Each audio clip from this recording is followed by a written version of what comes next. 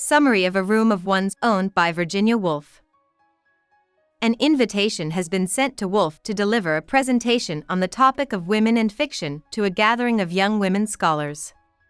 Her main point is that women need money and their own room if they want to write fiction.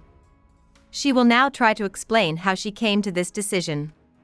She has decided that the only way to tell the truth is to talk about her own experience. She does this by taking on the voice of a recorder. This narrator's name doesn't matter because she stands for all women. The storyteller starts by talking about her day at a college of the made-up University Oxbridge, which is a mix of Oxford and Cambridge. As she works on her talk, she has an important thought and runs across one of the college lawns. A beadle, or guard, stops her and tells her that the lawn is only for fellows and scholars. Before going to a lunch party, she is shut out of a few other places in the same way. The smart talk between the men and women there inspires her.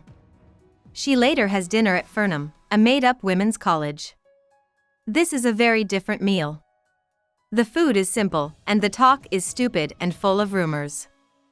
As the narrator thinks back on her day, she sees that women have never had access to education or the financial and intellectual history that men have had.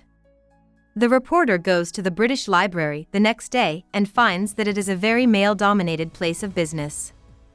There are shelves full of books written by men about women, but she can feel both anger and interest in them. She thinks that women have always been a mirror in which men have seen themselves as bigger and stronger, and that men have mostly used writing and scholarship to show that women are less intelligent than them in order to protect their own sense of being smarter than them.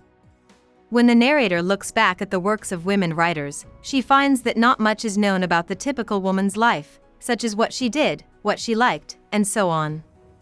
So, she makes up a story about Judith Shakespeare, William Shakespeare's sister, a woman who is smart but can't write a word because of how society is set up against women. She ends up committing suicide because of this. As the storyteller says, it is now possible for women to write. The person telling the story talks about the past of women writers and how they have influenced each other. Women should get better at writing incandescent poetry every age. But Shakespeare was able to do it. But the literature that women have written so far is full of bitter and twisted stories that can't get past their poverty and the limits that are put on their sex and flow easily. After giving this history, Woolf takes off her character and thinks about how she can end her lesson with an inspiring call to action. She tells the women in her audience, who are from Newnham and Girton colleges, to leave their children a legacy. She thinks that fiction is for the good of everyone, not just one person. She thinks that there is something powerful and good in fiction that applies to everyone, so she tells them to write a lot.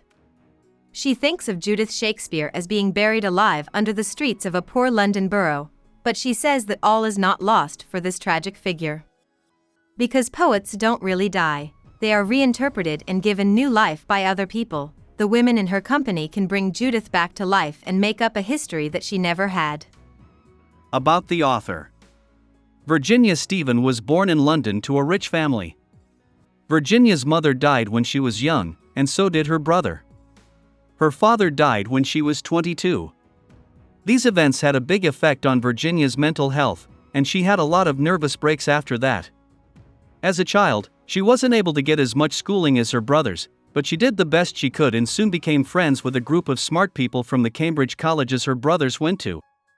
Virginia got together with her brothers and other friends to make the Bloomsbury Group, which met to talk about art, literature, politics, and other things. Leonard Woolf was in the group, and Virginia married him in 1912.